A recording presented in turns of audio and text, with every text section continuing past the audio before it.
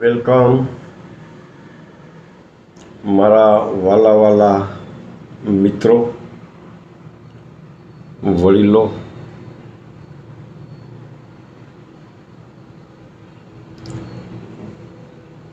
આજે special events લઈને આપની સમક્ષ હું રૂબરૂ થયો છું. તો સૌથી પ્રથમ આપ સૌને વિનંતી કરું છું કે પ્લીઝ આ ઇવેન્ટ્સને આપ શેર કરો આપના ગ્રુપમાં, આપના મિત્રો સાથે, કારણ કે આ ઇવેન્ટ્સ એવા લોકો માટે છે કે જે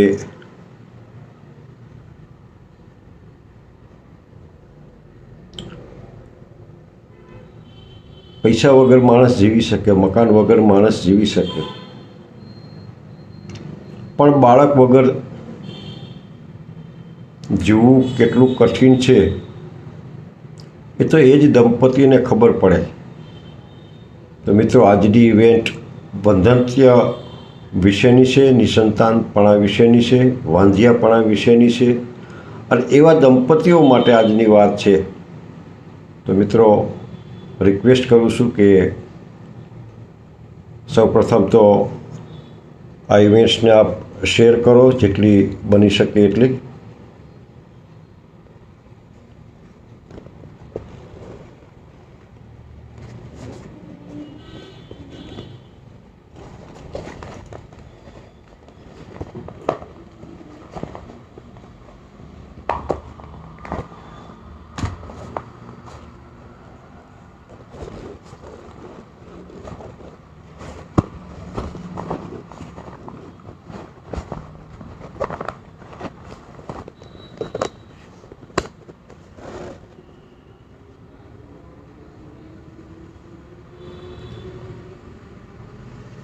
મિત્રો, આજે મારો અવાજ સંભળાય છે? કોઈ મિત્ર મને જવાબ આપશે?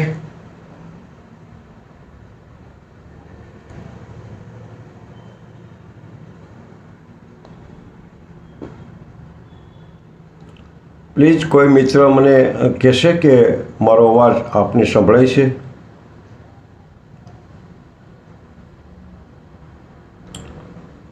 Welcome Sureshbhai, thank you.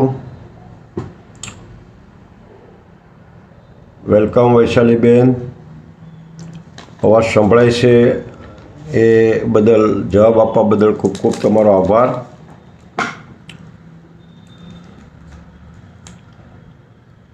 હવે મિત્રો, આજની ઇવેન્ટ, આજની વાત ઉપર આપણે આવીએ. વેલકમ સંજયભાઈ, વેલકમ તૃપ્તિબેન દવે.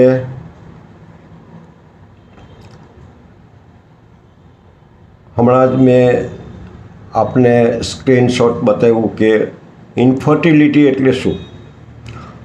મિત્રો, અંત સુધી સાથે રહેજો. આપનો જાજો સમય પણ હું નહીં લઉં, પણ આપણે એવા લોકો માટે આ વાતને મૂકવા આવ્યા છીએ, એવા લોકો માટે આપણે એકબીજાનો સાથ અને સહકાર લેવા આવ્યા છીએ કે જે લોકો એમ કહી શકાય કે પૈસા માટે જીવવું, પૈસા વગર જીવવું સહેલું છે, મકાન વગર પણ જીવવું સહેલું છે, 2 ટાઈમ પૂરતું ખાવાનું ન મળે તોય માણસ જીવી શકે છે, પણ વંધ્યત્વમાં જીવવું, નિસંતાનપણામાં જીવવું એ મરવા સમાન છે. આજે આપણે સાંભળીએ છીએ, છાપાઓ વાંચીએ છીએ, ટીવીમાં જોઈએ છીએ, હજારો લોકો પૈસા ખર્ચીને અહીંયા ત્યાં દોડીને પછી ડૉક્ટર હોય તોય ભલે, અને બીજો કોઈ રસ્તો હોય તો પણ ભલે, પણ ભાગે છે, દોડે છે, અને ક્યાંય સફળતા ન મળતા છેલ્લે આપઘાતનું પગલું પણ ભરે છે. તો મિત્રો, આજે એવા દંપતી માટે આપણે બધા જ સાથે રહીને એક અભિયાન છેડીએ છીએ. છેલ્લા 30-32 વર્ષથી આ અભિયાનનો હું એક હિસ્સો છું. પણ મિત્રો, આ મારો બિઝનેસ નથી, આ મારો ભાવ છે, મારો પ્રેમ છે, મારા ગુરુનો આદેશ છે. એ માની અને હું આ કાર્ય કરું છું કે કોઈક દંપતીના જીવનમાં આપણે ખુશી લાવી શકીએ, આનંદ લાવી શકીએ, તૃપ્તિ લાવી શકીએ, તો આપણું પણ જીવન ધન્ય બન્યું એવું મારું માનવું છે. તો આવો મિત્રો, આપણે ઇવેન્ટ્સ વિશે થોડી માહિતી જાણીએ. મિત્રો, ફરીથી કહું છું કે આજે આપણે વંધ્યત્વ એટલે શું, એના કયા કયા કારણો છે, પુરુષ વંધ્યત્વ એટલે શું, સ્ત્રી વંધ્યત્વ એટલે શું, પુરુષ વંધ્યત્વમાં કઈ કઈ ખામીઓ હોય છે અને એ ખામીઓને નિવારણ માટે આપણે શું શું કરવું પડે છે, સ્ત્રી વંધ્યત્વમાં કઈ ખામી હોય છે એમને પણ ઉકેલ માટે, એમના નિવારણ માટે મેડિકલી સાયન્ટિફિક રીતે કઈ વિધાન છે, કઈ વિધિ છે, કઈ સારવાર છે, કઈ સમજ છે, એ બધાની વિસ્તૃત માહિતી આજે આપણે શેર કરવાના છીએ. પણ મિત્રો, ફરીથી કહી દો કે તમે બધા તો મારા સહયોગી છો, તમે તો બધા મારા મિત્રો છો જ, પણ મારે આ વાતને એ લોકો સુધી લઈ જવી છે કે જે ખરેખર આ પીડાથી વ્યથિત છે, દુઃખી છે, આ પીડા એમના જીવનમાં છે. અને એટલે જ કહું છું મિત્રો કે પ્લીઝ ફટાફટ આપણા ગ્રુપમાં વિડીયોને શેર કરજો. કદાચ કોઈ એવું દંપતી આપના શેર કરેલા વિડીયોને સાંભળી લેશે અને આપ સૌના સહયોગથી એના જીવનમાં એક નાનું ફૂલ જેવું બાળકનું અવતરણ થશે, તો આખી જિંદગી એ તમને પણ આશીર્વાદ આપશે, મને પણ આશીર્વાદ આપશે. તો પ્લીઝ પ્લીઝ પ્લીઝ પ્લીઝ મિત્રો, વિડીયો ફટાફટ શેર કરો. કારણ કે મને ખબર છે કે તમે તો બધા મારા મિત્રો છો જ, તમે તો આ અભિયાનનો એક હિસ્સો છો, તમે મારા સહયોગી છો. તમારી સહયોગ વિના, તમારા સાથ વિના આ અભિયાન શક્ય પણ નથી. પણ આપણે બધાએ આ અભિયાનને, આ માહિતીને જેમની જરૂર છે ત્યાં સુધી લઈ જવી તો પડશે ને. એટલા માટે મિત્રો, આપને હું રિક્વેસ્ટ કરું છું, બે હાથ જોડીને રિક્વેસ્ટ કરું છું કે પ્લીઝ વિડીયો શેર કરજો. તૃપ્તિબેન, સુરેશભાઈ, વૈશાલીબેન, તમારા જેટલા પણ ગ્રુપ હોય એ ગ્રુપમાં આ વિડીયોને ફટાફટ શેર કરો. કારણ કે હું ઈચ્છું છું કે પહેલેથી A to Z માહિતી આ વિડીયોના માધ્યમ થકી એમને મળી રહે.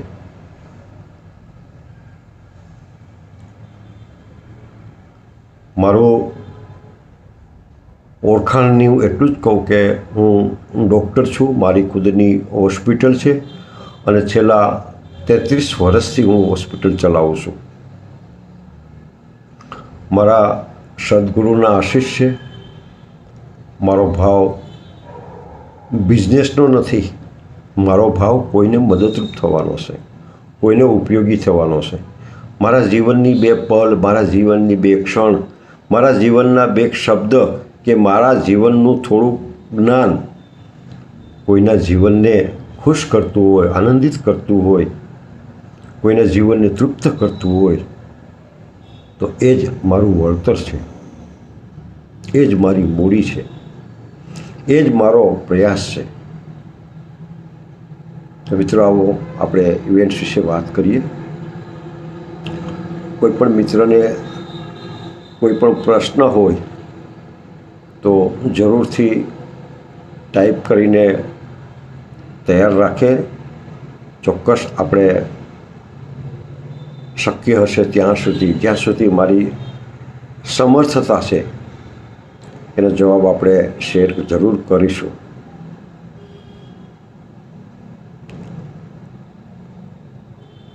મિત્રો, ઇન્ફર્ટિલિટી એટલે શું? જેને આપણે ગુજરાતીમાં વંધ્યત્વ કહીએ છીએ, નિસંતાનપણું કહીએ છીએ, વાંઝિયાપણું પણ કહીએ છીએ. તો ઇન્ફર્ટિલિટી કોને કહેવાય?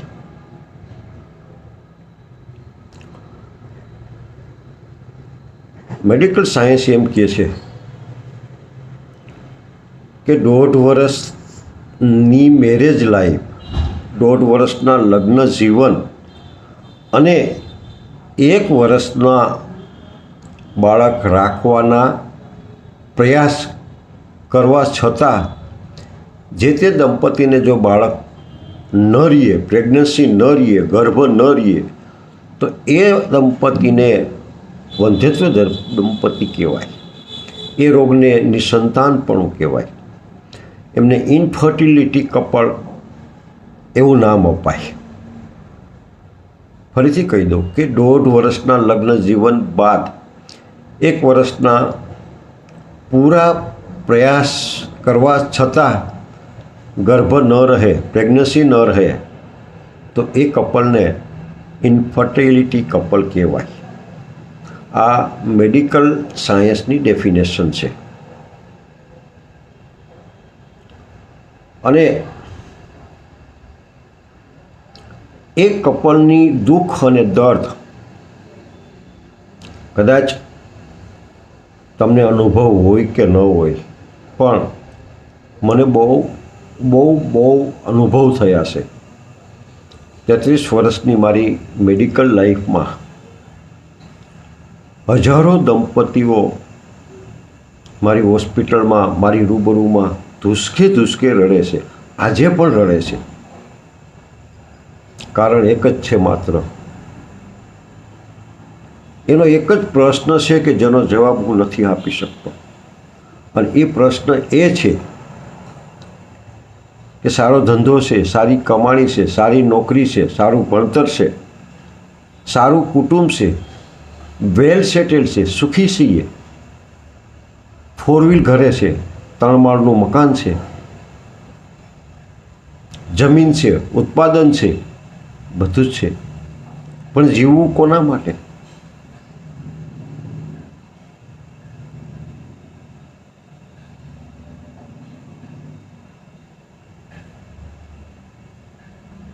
હા, કોના માટે જીવવું?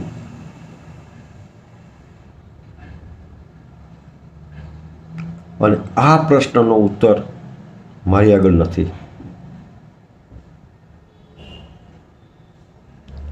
તમારો અને મારા જીવનનો પણ આ જ પ્રશ્ન છે કે જો તમારી અને મારી ઘરે બાળક ન હોય તો આપણે પણ આ જ કહીએ ને કે 80 લાખનો બંગલો છે, 2 4 વ્હીલ ફરે છે, વેલ સેટેલ છે, એજ્યુકેટેડ છું, ગવર્મેન્ટ સર્વન્ટ છું, બધું જ છે, પણ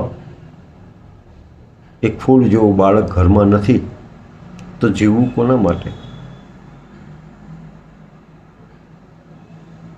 તો મિત્રો, એનો જ ઉકેલ લાવવાના એક નાના એવા પ્રયાસ રૂપે, એક નાના એવા ભાગ રૂપે હું તમારો સાથ અને સહકાર માગવા આવ્યો છું.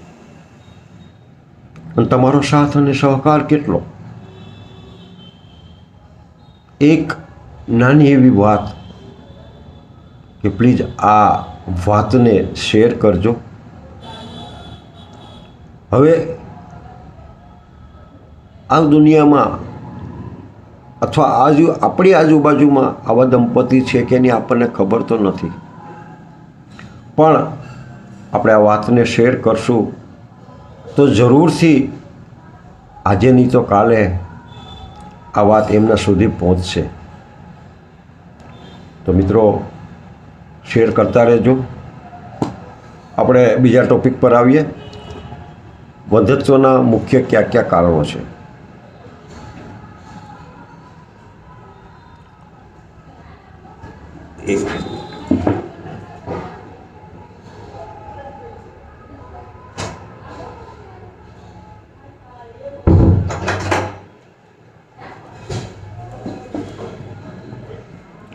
સોરી મિત્રો, બહારથી થોડો અવાજ આવતો હતો એટલે વિન્ડોઝ ક્લોઝ કરવા ગયો હતો. વંધ્યત્વના મુખ્ય કારણો આપણે લઈએ તો બે પાર્ટ્સ પાડી શકાય: પુરુષ વંધ્યત્વ અને સ્ત્રી વંધ્યત્વ. આપ જોઈ શકો છો સ્ક્રીન ઉપર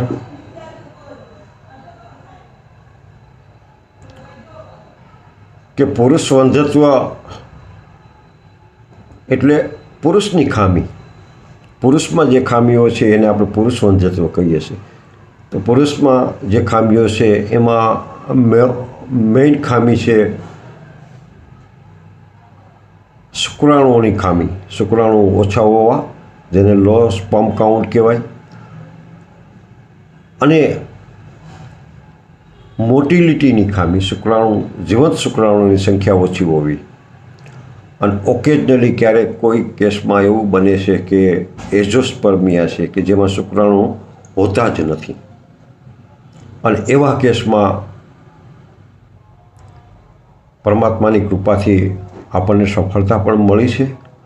મહદ અંશે 100% નથી મળી, પણ લો સ્પર્મ કાઉન્ટ, ઓછા શુક્રાણુ અથવા લો મોટિલિટી, ઓછા જીવંત શુક્રાણુની સંખ્યામાં આપણને સારી એવી સફળતા મળી છે દવાના માધ્યમથી. હવે લો શુક્રાણુ અથવા 0 શુક્રાણુ અથવા તો લો મોટિલિટી કાઉન્ટ થવાના કયા કયા કારણો છે એ આપણે જોઈ લઈએ. પછી આપણે સ્ત્રી વંધ્યત્વમાં વાત કરીશું. પુરુષ વંધ્યત્વનું પહેલું કારણ જન્મજાત પણ હોઈ શકે. બચપનથી જ, જન્મથી જ એમનું અંગ અવિકસિત હોય, અથવા તો એ અંગ ડેવલપ ન હોય તો પણ એઝોસ્પર્મિયાનો એ શિકાર બને છે. બીજું કારણ છે ટેસ્ટિક્યુલર, શુક્રપિંડની ખામી. શુક્રપિંડ એ શુક્રાણુ પેદા કરવાનું એક અંગ છે, અને એ નિષ્ક્રિય હોય અથવા તો એટ્રોફાઇન હોય અથવા ડેવલપ થયેલું ન હોય તો પણ શુક્રાણુઓ બનતા નથી, અને અંતમાં એ પુરુષ વંધ્યત્વમાં પરિણિત થાય છે. ત્યાર પછીની ખામી આવે અમુક ડ્રગ્સ. ઘણી એવી મેડિસિન છે કે જે લાંબો ટાઈમ લેવાથી ટેસ્ટિક્યુલ ઉપર એમની ઇફેક્ટ થાય છે, અને શુક્રાણુની જે બનવાની પ્રક્રિયા છે એ ધીમી પડે છે. અમુક રોગ પણ એવા છે, દાખલા તરીકે શુક્રપિંડની ટીબી, શુક્રપિંડનું કેન્સર, શુક્રપિંડનો ફાઇબ્રોસિસ, આવા અમુક રોગ છે જેનાથી પણ પુરુષ વંધ્યત્વ નિર્માણ થાય છે. તો આ રહી ટૂંકી ટચ વાત. પુરુષ વંધ્યત્વમાં, પુરુષની ખામીઓમાં બહુ સહેલું છે, કંઈ લાંબુ નથી. એમની સારવાર પણ બહુ અઘરી પણ નથી, સહેલી છે. સામાન્ય સારવારને આપણે જોઈએ તો વ્યસન. આજે તમને પણ ખબર છે, મને પણ ખબર છે કે મેજોરિટી ઘરે વ્યસનનો પ્રભાવ છે. ખાસ કરીને ડ્રિંક અને સ્મોકિંગ. તો આપણે એમના કારણો વિશે થોડીક વાત કરી લઈએ.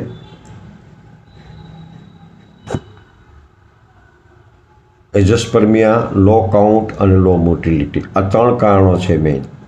હવે થવાના કારણો આપણે જોઈએ, એક તો જન્મજાત, એક ટેસ્ટિસની ડિફેક્ટ્સ, એક વાજ ઓબ્સ્ટ્રક્શન. વાજ ઓબ્સ્ટ્રક્શન એટલે શુક્રાણુને લઈ જતી નળીનું બ્લોકેજ.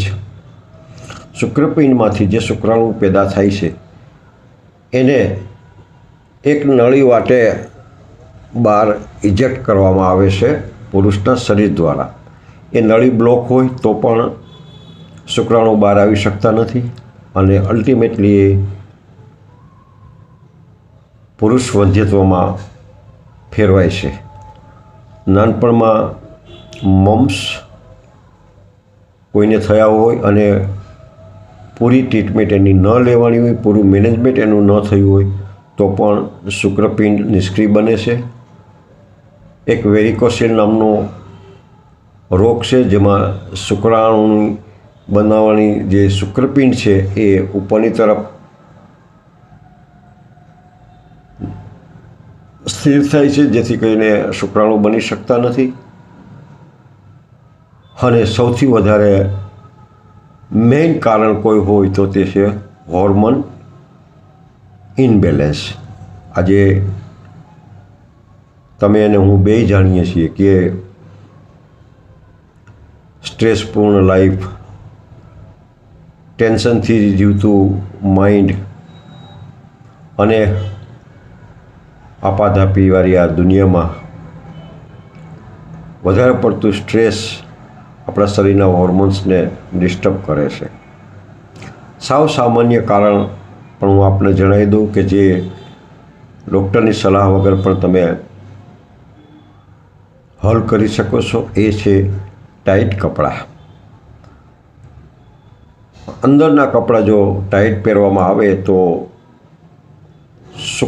શુક્રપિંડ ઉપર એની હીટનેસ પડે છે અને એ હીટને લીધે શુક્રાણુની બનવાની પ્રક્રિયા છે એ ધીમી પડે છે.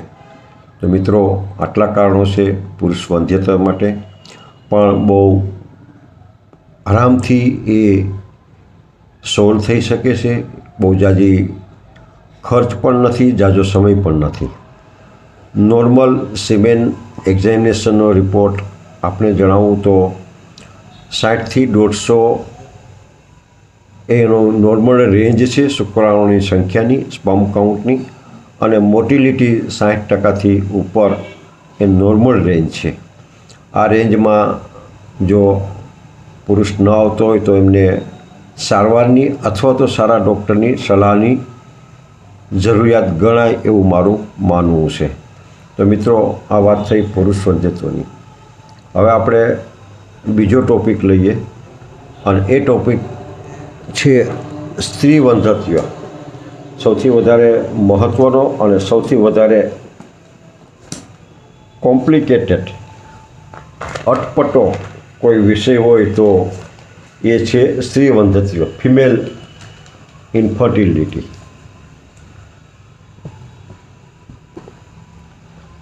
મુખ્ય કારણો ફિમેલમાં જોઈએ તો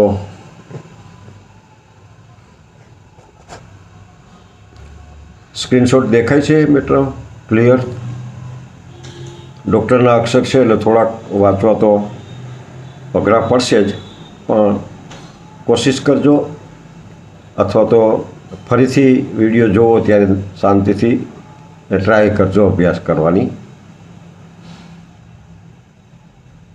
ફિમેલ infertility.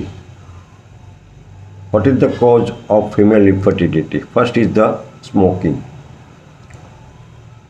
મેઇન કોઝ તો ન ગણાય પણ સ્મોકિંગ હંમેશા ઇન્ફર્ટિલિટી તરફ લઈ જાય છે. Second cause is the age. 32 વર્ષ પછી મેક્સિમમ આજના રિસન્ટ મેડિકલ સાયન્સ પ્રમાણે 34 વર્ષ પછી કન્સીવ થવું, પ્રેગ્નન્સી રાખવી બહુ અઘરી છે, ખાસ કરીને સ્ત્રીઓ માટે. ત્રીજું કારણ છે ઓવરવેઇટ. જે બહેનોમાં શરીરનું વજન 80 કિલોની આસપાસ રહેતું હોય, 90 કિલોની આસપાસ રહેતું હોય, એમને પ્રેગ્નન્સી રાખવી ખૂબ જ અઘરી છે. અમે ઓવરવેઇટ બીજા ઘણા રોગનું ઘર છે, તો ખાસ કરીને બહેનો માટે. ત્યાર પછીનું એક મુખ્ય કારણ એ પણ છે કે સેક્સ ટ્રાન્સલેટેડ ડિઝીઝ. એ પણ બહુ અગત્યનું કારણ છે. દાખલા તરીકે HIV જેવા મહારોગ આપણા જીવનને બરબાદ કરે છે. એ બધા જ સેક્સ થ્રુ ટ્રાન્સલેટ થતા ડિઝીઝ છે. અને સૌથી સામાન્ય પણ મહત્ત્વનું કારણ મેન્ટલી સ્ટ્રેસ. આજનો આ સમય, આજની આ જિંદગી, આજની આ માનસિકતા અને આજે આ પ્રકૃતિથી દૂર જતો માનવ પીસફુલ જીવન જીવી જ નથી શકતો. આનંદિત જીવન એમના નસીબમાં જ નથી. સતત મેન્ટલી સ્ટ્રેસમાં જીવન ગુજારતું આપણું આ શરીર ઘણા રોગોને ઇન્વિટેશન આપે છે, ઇન્વાઇટ કરે છે, નિમંત્રણ આપે છે. તો મિત્રો, મેન્ટલી સ્ટ્રેસ માટે મેડિકલ સાયન્સ કરતાં પણ આધ્યાત્મિક જગત મેડિટેશન વધુ કારગર છે એવું મારું માનવું છે. બી હેપી. આજના જીવનને ખરેખર જીવવું જ હોય, ખરેખર માણવું જ હોય.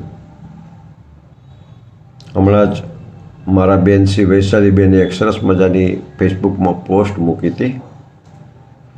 આખી પોસ્ટ તો મને યાદ નથી, પણ એનો ટૂંકસાર એવો છે એમ કે જિંદગીનો આ દિવસ જતો રહ્યો, આવતીકાલની દિવસની તૈયારીમાં. અને આવતીકાલ આવશે ત્યારે દિવસ તો આજનો જ હશે. ફરીથી આવતીકાલની તૈયારીમાં આવતીકાલનો દિવસ જશે. અને એમ સતત આવતીકાલની તૈયારીમાં આપણો આ એક દિવસ બાદ એક દિવસ જતો રહેશે. અને એમ જ ધીમે ધીમે આ જિંદગી આપણી આવતીકાલની તૈયારીમાં જ પૂરી થાય છે. એ જ વાતને થોડીક બદલવાની જરૂર છે કે આવતીકાલનો દિવસની તૈયારી કરતાં આજના દિવસને જ માણી લઈએ. મારા ગુરુએ એક સરસ વાત કરી છે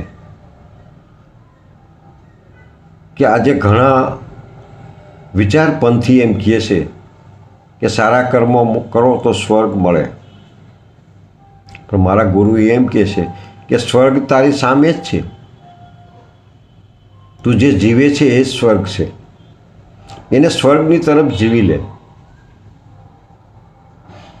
આ જન્મ થકી આવતા જન્મની તૈયારી શું કામ કરવી? આ જ જન્મ મળ્યો છે તો એ સ્વર્ગમાં જ જીવી લ્યો. મિત્રો, આપણે મૂળ વાત પર આવીએ.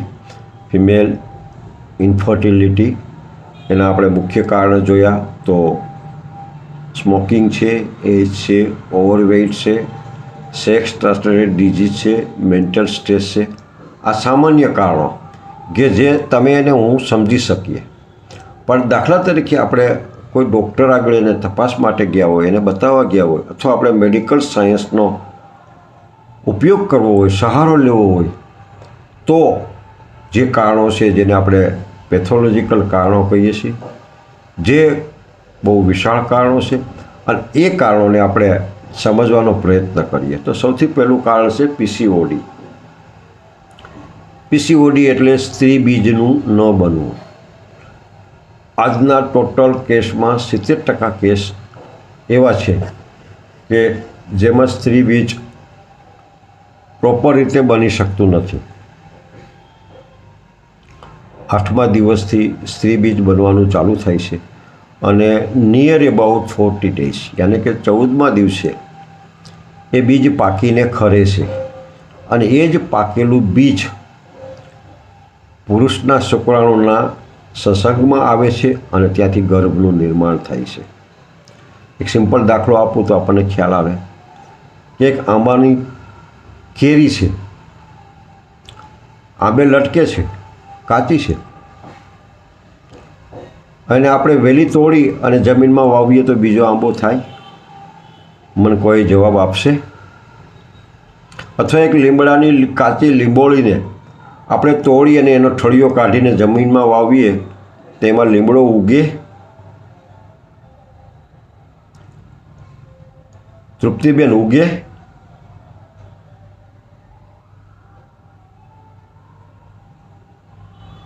આ અસ્તિત્વની પ્રક્રિયા છે કે પાકેલું ફળ જ બીજું વૃક્ષ પેદા કરી શકે, પાકેલું બીજ જ બીજું બીજ તરફની ગતિ કરી શકે. એ જ રીતે આપણા શરીરમાં પણ, માનવ શરીરમાં પણ પાકેલું સ્ત્રી બીજ જ્યારે પુરુષના બીજ સાથે સંસર્ગમાં આવે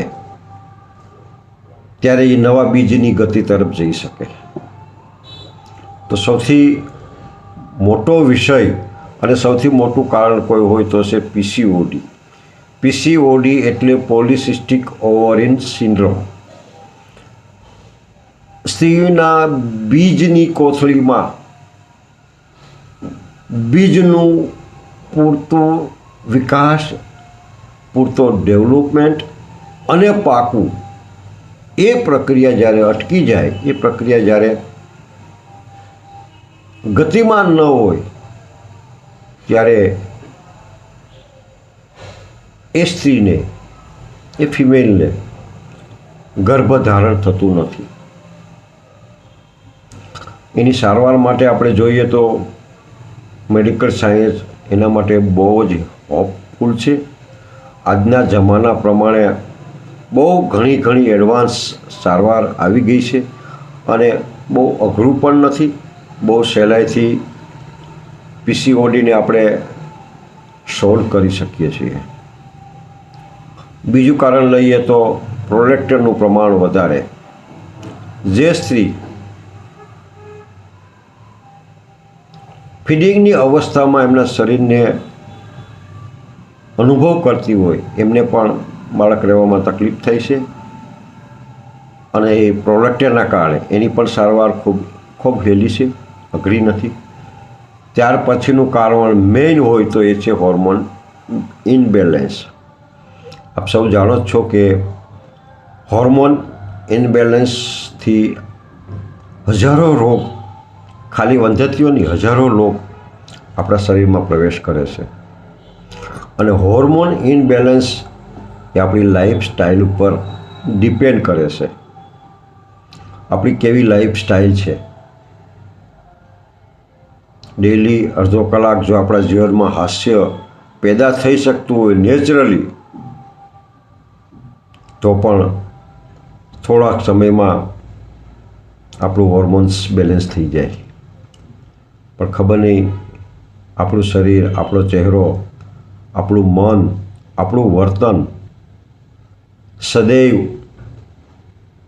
આપણે કહેવાય ને કાળું મોઢું કરીને બેઠો છે, બસ એવું જ જીવે છે. તો હોર્મોન્સ ઇનબેલેન્સ માટે મેડિસિન કરતાં સમજ બહુ મહત્ત્વની છે. મેડિસિન મળે જ છે, હોર્મોનિક નથી આવતી એવું પણ હું નથી કહેતો, પણ એના માટે સમજણ એ બહુ ઇમ્પોર્ટન્ટ છે. સારા ડૉક્ટર અને સારો પેશન્ટ, કારણ કે ડૉક્ટરે આપેલી સલાહ, સૂચન અને સમજણ એ પેશન્ટ સમજે અને એને ફોલો કરે, એવા પેશન્ટને સારો પેશન્ટ કહેવાય ને. આપણે ઈચ્છીએ છીએ કે અમને સારો ડૉક્ટર નથી મળતો, અથવા અમને સારા ડૉક્ટરની અમે તપાસ કરીએ છીએ. સારો ડૉક્ટર મળે તો પરિણામ આવે, પણ સારું પેશન્ટ મળ્યું? અમે ગોતીએ છીએ કે કોઈ સારું એવું પેશન્ટ મળે કે જે અમને 100% ફોલો કરે. વિશ્વાસ અને ટ્રસ્ટ, આનાથી મોટી કોઈ દવા નથી. મેં મારા જીવનના એવા અનુભવ કરેલા છે કે જે હું આપને શેર કરીશ તો આપ મને ગાંડો કહેશો કે આવું બની શકે.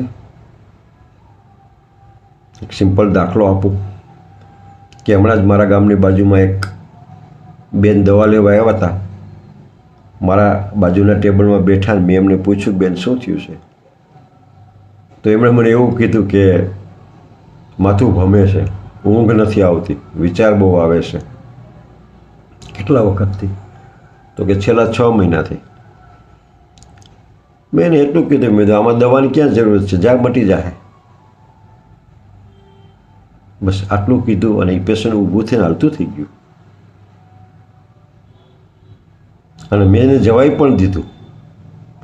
10 દિવસ પછી જ્યારે ફોલોઅપમાં મારી પાસે આવ્યું, મારા ટેબલ ઉપર બેઠું, મને એને પગે લાગ્યો, હું એને પણ પગે લાગ્યો. અને એણે રોતા રોતા મને એવું કીધું કે સાહેબ, તમારા આશીર્વાદથી મટી ગયું. અને મેં પણ એને એવું જ કીધું કે મારા આશીર્વાદ નહીં, તમારો વિશ્વાસ કામ કર્યો, તમારા ટ્રસ્ટે કામ કર્યું, તમારી મારા ઉપરનો અઢળક વિશ્વાસ એ તમારા મનને બદલો. એટલે કહું છું મિત્રો કે તમને જોઈએ છે સારા ડૉક્ટર, પણ અમને જોઈએ છે સારા પેશન્ટ કે જે અમારી વાતને માને, અમારી વાતને સ્વીકારે અને અમારી વાતને સમજે.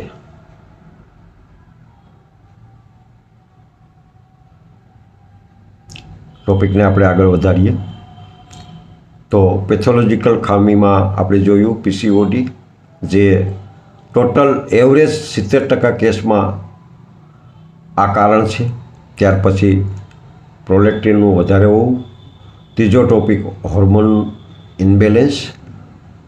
ચોથો ટોપિક છે ગર્ભાશયની ખામી. સ્ત્રી શરીરની અંદર એક ગર્ભાશય નામનું અંગ આવેલું છે કે જેની અંદર બાળક 9 મહિના એના ડેવલપમેન્ટ, એના પોષણ માટે સ્થિર થાય છે. એ ગર્ભાશય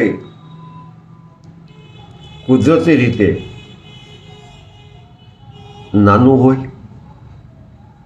એની જે એન્ડોમેટ્રિયમ છે, એટલે કે એની જે દિવાલ છે, એ દિવાલનું થિકનેસ પૂરતા પ્રમાણમાં ન હોય તો પણ ગર્ભ ત્યાં ઠેરી શકતો નથી. તો એવા કેસમાં પ્રેગ્નન્સી તો રહી જાય પણ એબોર્ટ થાય, મિસકેરેજ થાય, ગર્ભ પડી જવાની શક્યતા વધી જાય. તો આ છે ગર્ભાશયની ખામી. ઘણા કેસમાં એવું બને છે કે ગર્ભાશય હોતું જ નથી. હજી 4 દિવસ પહેલાં જ મારે એક પેશન્ટમાં એવું બન્યું હતું. એ પેશન્ટ મને બતાવવા આવ્યું તો એવું કીધું કે 28 વર્ષની ઉંમર છે ને છેલ્લા 8 વર્ષથી માસિક જ નથી આવ્યું. મેં એને સોનોગ્રાફી રિપોર્ટ કરાવ્યા તો અમને જાણવા મળ્યું કે એ બેનના શરીરમાં ગર્ભાશય બિલકુલ નાનું છે, જેમ કે 5 વર્ષની બેબીનું ગર્ભાશય હોય એવડી સાઈઝનું.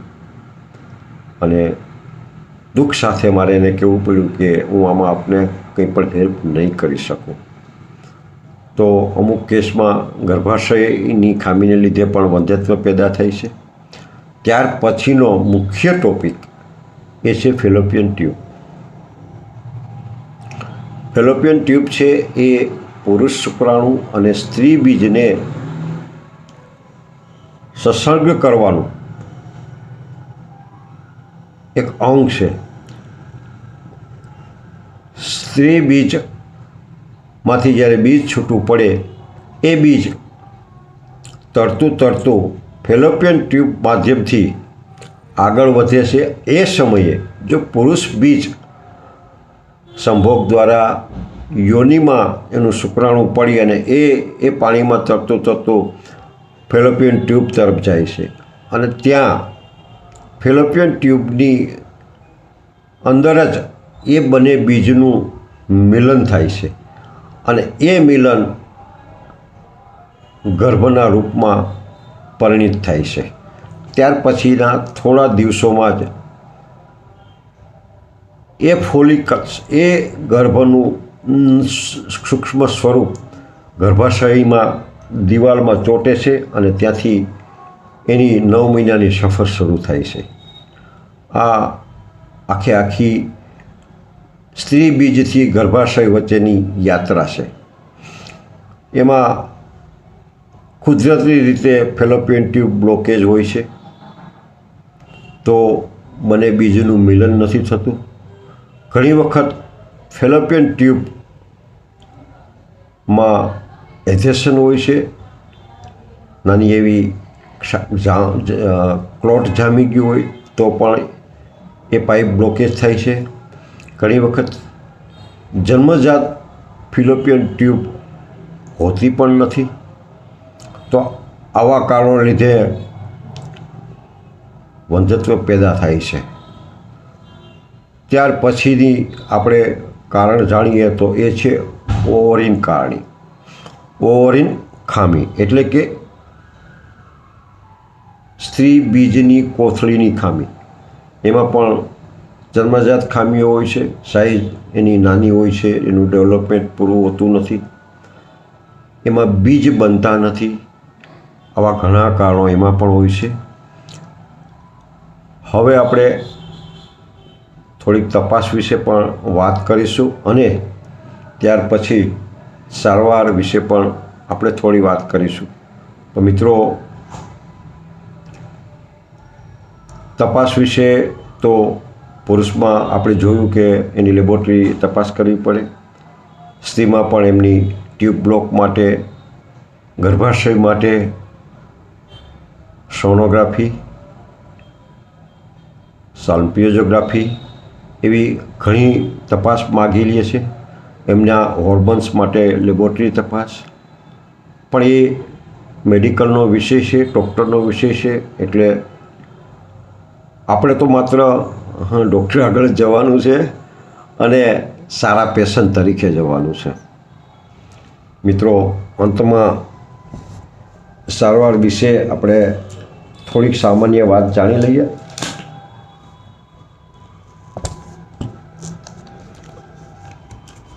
એક તો વ્યસન એક સામાન્ય પણ ઇમ્પોર્ટન્ટ કારણ છે. ત્યાર પછીનું કારણ છે માસિકની નિયમિતતા. જો માસિક અનિયમિત હોય તો બીજનું ડેવલપમેન્ટ, બીજનું બનવું એ ડિસ્ટર્બ થાય છે. તો માસિકની નિયમિતતા. ત્યાર પછીનું કારણ છે સ્ટ્રેસ, ચિંતાથી મુક્ત જીવન. આપણે ખરેખર એવી જીવન જીવવું જોઈએ કે પરમાત્માને એમ લાગે કે આની ઘરે હું એક બાળક આપીશ ને તો એ બાળક દુઃખી નહીં થાય. એ બાળકની જીવનને વધારે સારી રીતે બનાવવાનો પ્રયત્ન કરશે. કમસે કમ એવું દંપતી તો હોવું જોઈએ ને. આ પરમાત્માની આખરે તો આ સૃષ્ટિને ચલાવવી છે ને. પરમાત્મા પણ ઈચ્છે છે ને કે આમાંથી સંતો પેદા થાય, આમાંથી શૂરવીરો પેદા થાય. અને એટલે જ કદાચ ક્યારેક એવું પણ બની શકે કે આપણે જ તૈયાર ન હોય, એ કપલ, એ દંપતી જ એટલું તૈયાર ન હોય કે પરમાત્મા એની ઉપર બ્લેસિંગ વર્તાવી શકે. તો પીસફુલ લાઈફ, સ્ટ્રેસફુલ લાઈફ, ચિંતામુક્ત લાઈફ, પ્રસન્ન લાઈફ જીવવાનો પ્રયત્ન આપણે કરીએ, જેથી કરીને પરમાત્મા આપણને એ જવાબદારી આપવા રાજી થાય. બીજી અગત્યની વાત, ડૉક્ટર દ્વારા આપેલ સલાહ સૂચનનું 100% પાલન.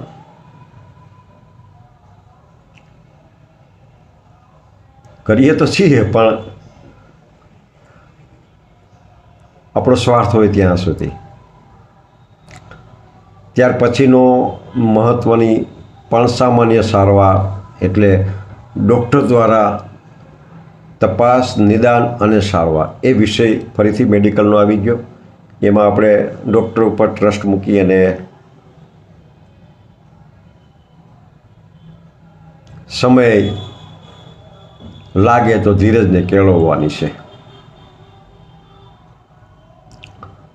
અમુક ફોલિક એસિડ નામના આ તત્વ પૌષ્ટિક આહાર દ્વારા જો લેવામાં આવે તો પણ એમનો ફાયદો છે. અને ફરીથી એક સામાન્ય છતાં મહત્ત્વની જાણકારી અને એ છે સંભોગ વિશેનું યોગ્ય માર્ગદર્શન. આજે મારી આગળ ઘણા પેશન્ટો આવે છે તો એ પૂછે છે કે કયા દિવસે સમાગમ કરવાથી બાળક રહીએ. હજી ઘણા લોકોને એ પણ ખ્યાલ નથી કે સ્ત્રીનું બીજ ક્યારે છૂટવું પડે. મિત્રો, એક વાત આપણને દાખલા સાથે સમજાવી દઉં કે કોઈ પણ સ્ત્રીનું પહેલા દિવસે માસિક આવ્યું હોય તો પહેલા દિવસથી 5મા દિવસ સુધી એવરેજ એનો પીરિયડ રહેતો હોય છે. then after 4th day there is a ovum has start to develop. સ્ત્રી બીજ બનવાની શરૂઆત 5મા દિવસથી થાય છે અને એ ધીમે ધીમે વિકસિત થતી જાય છે અપ ટુ 13 to 14 days, 13થી 14મા દિવસ સુધી. એબાઉટ 2-5 દિવસ, 1-2 દિવસની આખા પાછી પોસિબિલિટી છે. 14મા દિવસની આસપાસ એ બીજ જ્યારે ફૂલ પાકે છે ત્યારે એ ઓટોમેટિક રીતે ભ્રષ્ટ થાય છે, તૂટે છે અને એની અંદરથી એક પાકેલું બીજ મળે છે. જે સ્ત્રી બીજ, જે ઓવમ ની લાઈફ 36 to 48 hours, 42 hours, યાની કે 3 થી 4, મેક્સિમમ 3 દિવસની આપણે એવરેજ ઉપર ચાલીએ કે 3 દિવસ, 2 થી 3 દિવસની એમની લાઈફ હોય છે. એ 2 કે 3 દિવસના ગાળામાં યોગ્ય સમાગમ દ્વારા પુરુષનું શુક્રાણુ એ બીજ સુધી જો પહોંચે તો એ સ્ત્રી બીજ અને પુરુષ બીજનું મિલન સશક્ત થઈ અને ગર્ભમાં પરિણિત થાય છે. આ સામાન્ય પ્રોસેસ.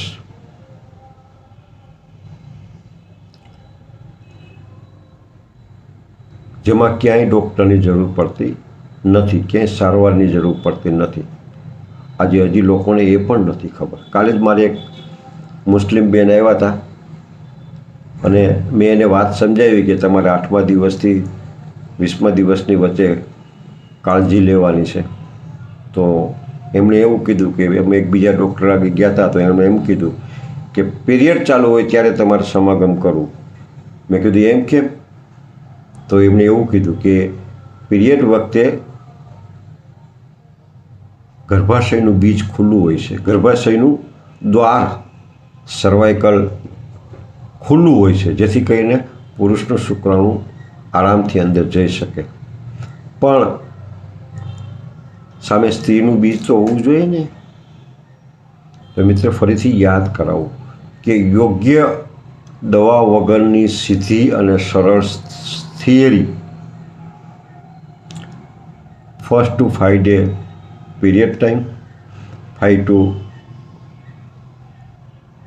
12th ડે યા તો 14th ડે બીજનું development, on the 4th day બીજનું rupture, in that days 2 to 3 days યાની કે 12મા દિવસથી 16મા દિવસ સુધીના વચ્ચેના ગાળામાં યોગ્ય અને પ્રફુલ્લિત મન સાથેનું સમાગમ.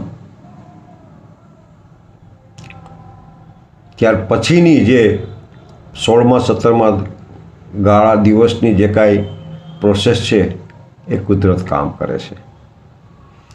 આપણું કામ માત્ર અને માત્ર બીજને પોચી જમીનમાં રોપવાનું છે. પોચી અને તૈયાર જમીનમાં કોઈ પણ બીજને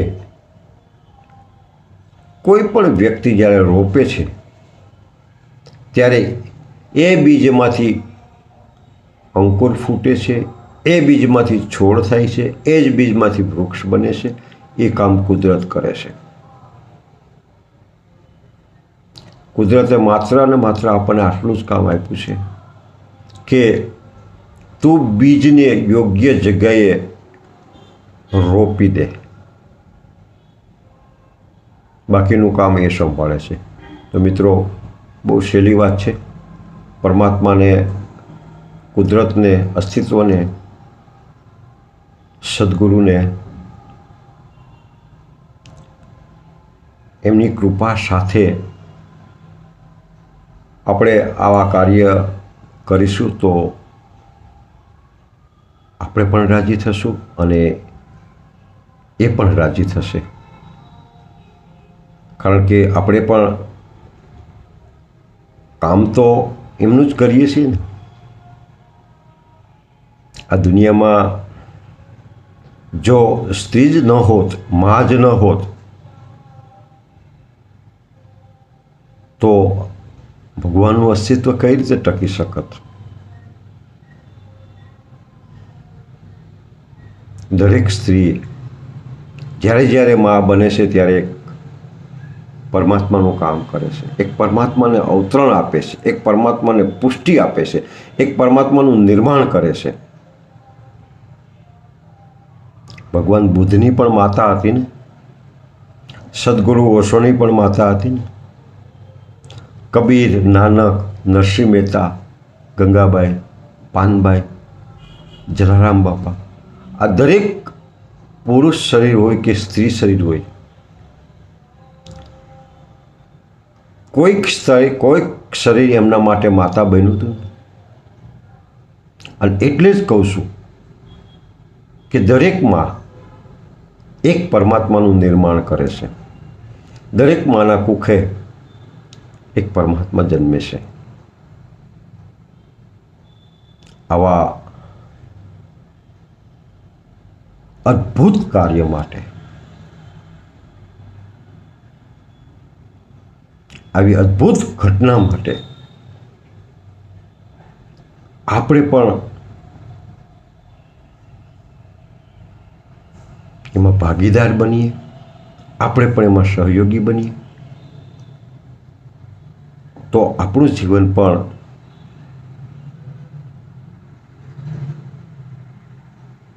સાર્થક થયું ગણાશે.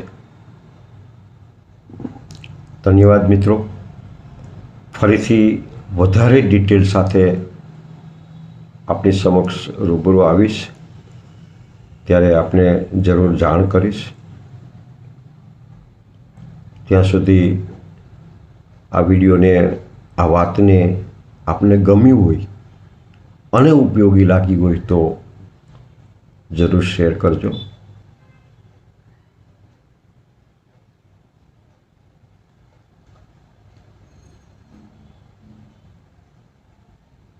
Heartily thanks for all of you who listen me and give me support, and of course share this video to in his group.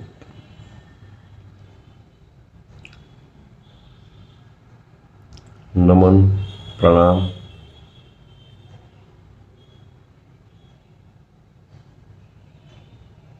પ્રાર્થના કરું કે આપણને બધાને પરમાત્મા નિસ્વાર્થ કાર્ય માટે